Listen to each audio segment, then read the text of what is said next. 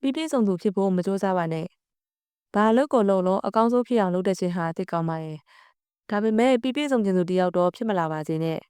အကောင်းဆုံးဖြစ်အောင်လုပ်ခြင်း excellent နဲ့ပြီးပြည့်စုံခြင်း perfection ဟာတူတယ်လို့ထင်ရပေမဲ့တကယ်တမ်းကျတော့မတူကြပါဘူးအကောင်းဆုံးဖြစ်အောင်လုပ်တဲ့သူဟာလှုပ်လိုက်တဲ့အပေါ်မှာအမှားလေးတွေပါသွားရင်လေအကောင်းဆုံးဖြစ်အောင်ကြိုးစားလုပ်ပေးတာမို့ကျေနပ်မှုရသွားပြီးစိတ်ချမ်းသာသွားပါတယ်ပြီးပြည့်စုံခြင်းသူ perfectionist ကတော့သူ့အလုပ်ကိုအကောင်းဆုံးလုပ်ပေးလိုက်တယ်ဒါပေမဲ့ပြီးသွားတဲ့အလုပ်မှာအမှားလေးတွေပါသွားတယ်ဆိုပြီးစိတ်ထဲမှာမကြေမနက်ဖြစ်နေတယ်အဲ့ဒါကသူ့ကိုစိတ်မချမ်းမသာဖြစ်စေပါတယ်ပြီးပြည့်စုံခြင်းနဲ့စိတ်မချမ်းသာခြင်းတို့ဟာဆက်ဆက်နေပါတယ်ကျွန်တော်တို့လက်ခံထားရမှာကဖះကလွှဲရင်လူမှန်သမျှဟာပြီးပြည့်စုံခြင်းဆိုတာမရနိုင်ပါဘူးဒါကြောင့်အလုပ်တစ်ခုလုပ်ရင်ပြီးပြည့်စုံခြင်းကိုရဖို့ထက်အကောင်းဆုံးဖြစ်အောင်ပဲရည်မှန်းချက်ထားပါ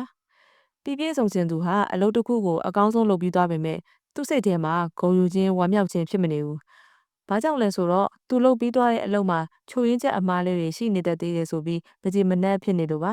။သူတို့ဟာသူတို့အလုပ်ကိုဘလောက်ပဲကောင်းအောင်လုပ်မပြီးပြည့်စုံဘူးလို့ထင်မှတ်နေကြတယ်။ပြီးပြည့်စုံခြင်းသူဟာတစ်ပင်လေးတွေတပင်ချင်းစီကိုသာမြင်ပြီးတောအုပ်ကြီးကိုမမြင်သူနဲ့တူပါတယ်။သူဟာအကြောင်းအရာအဖြစ်အပျက်တစ်ခုကိုခြုံငုံမကြည့်တတ်ပဲအသေးစိတ်အချက်လက်တွေကိုပဲတည်တည်ချာချာကြည့်နေတတ်တယ်။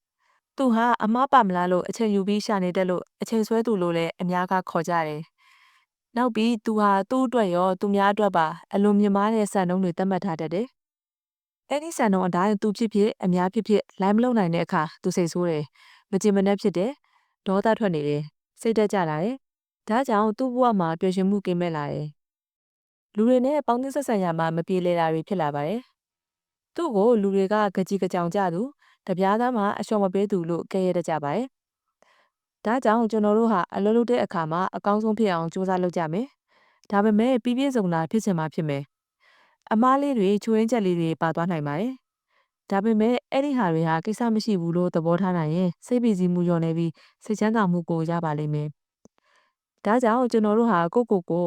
ငါဟာပြီးပြည့်စုံသူတယောက်မဟုတ်ဘူးဆိုတဲ့စကားကိုမကြာခဏပြောပြီးသတိပေးနေသင့်ပါတယ်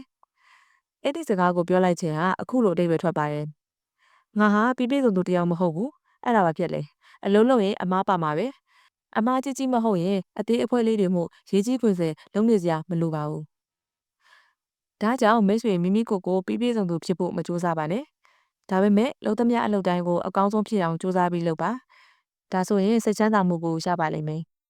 အားလုံးပဲအခုလိုမျိုးစိတ်ခွန်အားဖြစ်စရာစာစုလေးကိုဆက်ပြီးနားထောင်ကျင်သေးရဆိုရင်တော့ Chanta Page Pan Travel Key ကို like follow subscribe လုပ်ထားပေးကြပါဦးနော်။အဆင်ပြေကြပါစေရှင်